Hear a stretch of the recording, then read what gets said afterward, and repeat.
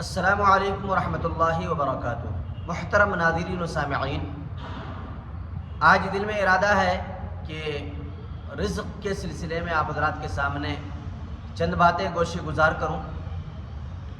ویسے تو اللہ تعالی رزق کے حقیقی مالک ہیں، لیکن اس کے علاوہ اللہ تبارک و تعالی نے اس دنیا کے اندر، علماء نے لکھا ہے کہ اللہ تعالی نے رزق کے 16 دروازے مقرر کیے ہیں۔ جو شخص بھی ان میں سے کسی دروازے پر دستک دے گا وہ تنگ دست نہیں ہوگا، اور اس کو اس دروازے کے ذریعے سے اللہ تعالی رزق مرحمت فرمائیں گے۔ چلیے دیکھتے ہیں کہ وہ دروازے کون کون سے ہیں جس پر دستک دینے سے اور جس پر عمل کرنے سے اللہ تبارک و تعالی اپنے بندے کو رزق عطا فرماتے ہیں۔ ان 16 دروازوں میں سے ایک دروازہ نماز ہے۔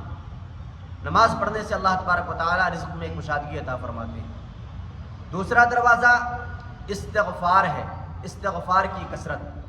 تیسرا صدقہ ہے۔ چوتھا دروازہ تقوی اختیار کرنا ہے۔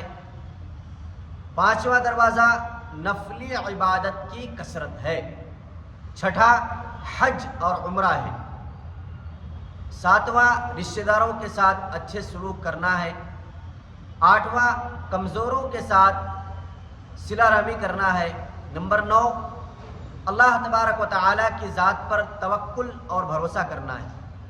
نمبر 10 شکر ادا کرنا ہے۔ نمبر 11 گھر میں مسکرا کر داخل ہونا ہے۔ نمبر 12 ماں باپ کی فرما برداری کرنا ہے۔ نمبر 13 ہر وقت باوضو رہنا ہے۔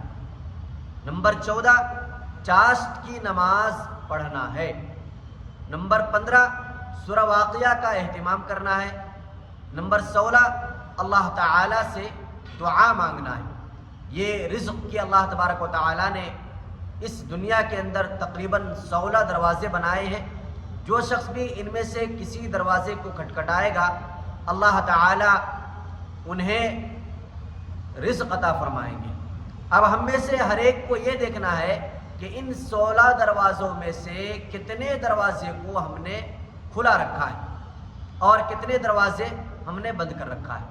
اگر 16 کے 16 بھی کھلے ہیں تو اللہ کا شکر ادا کریں اور اس پر مداومت کریں، اور اگر ان 16 دروازوں میں سے کوئی ایک دروازہ یا جتنے دروازے بند ہیں اس کو